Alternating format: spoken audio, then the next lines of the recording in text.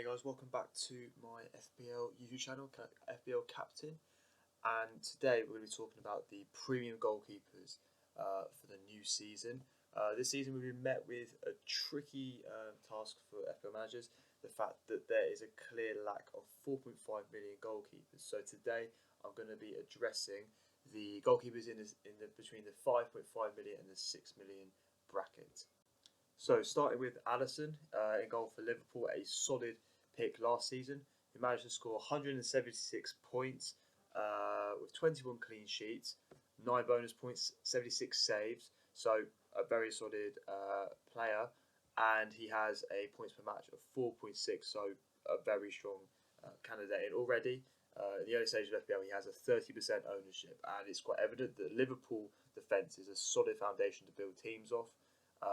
If you're looking for the premium options, I would look certainly to him. The early fixtures, he has Norwich at home, Southampton away, Arsenal at home, which on paper seems tricky, but I think if Liverpool continue the way they ended last season, they could definitely get a clean sheet there.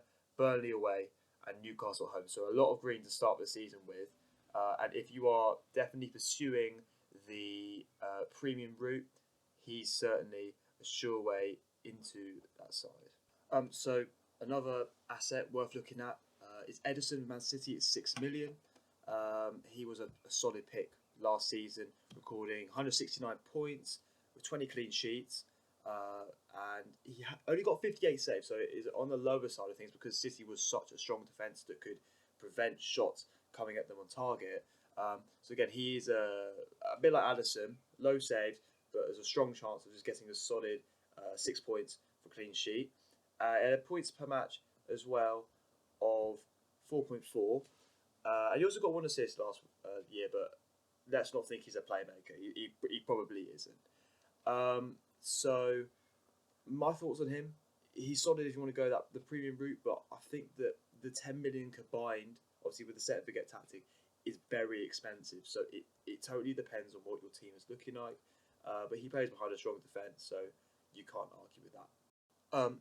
Another option, 0.5 million cheaper, is Jordan Pickford. Now, the main thing with me with Jordan Pickford is Everton's incredible starting fixtures. So Palace, Watford, Aston Villa, Wolves, and Bournemouth are all in the first 5 game weeks.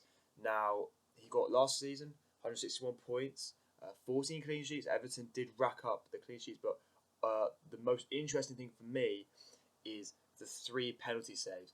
With VAR coming in to the Premier League this season, that could be pivotal, obviously, because if there's more penalties, Jordan Pickford, as we've seen multiple times, is a very good penalty stopper.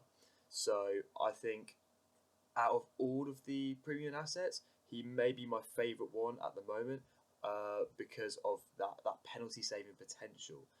And if he can deliver that, he will be a good bargain in terms of the premium pricing for your FPL teams. So at the same price, Hugo Lloris comes into the frame, and again, he's been a very solid keeper throughout the past couple of seasons, always scoring around the 140 mark.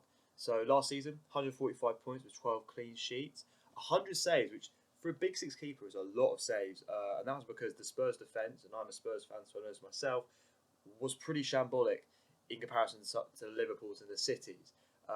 Again, like Pickford, he saved 2 penalties, so that could come useful with VAR. But I'm thinking that Spurs should be better defensively come next season. And we look at the fixtures. Spurs fixtures are very mixed. Aston Villa at home in game week 1, Newcastle at home in game week 3, and Crystal Palace at home in game week 5.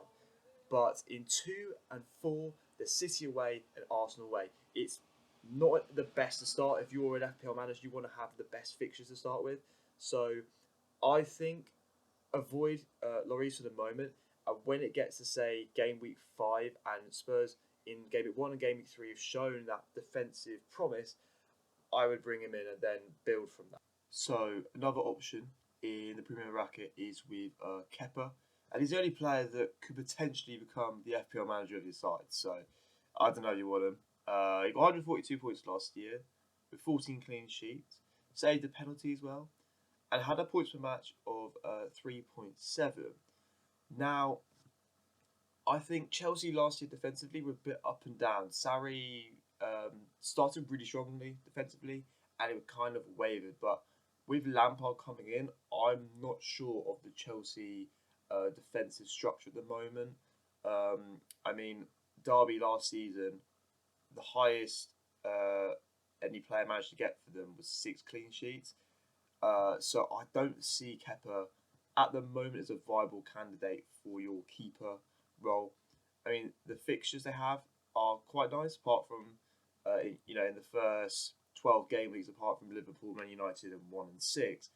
So it totally depends on how Lampard sets up in pre-season. Will he have an attacking style of football, or will he bring a more defensive route to Chelsea? Now you may be wondering, David De Gea is another premium option at 5.5. He got a price decrease from last season.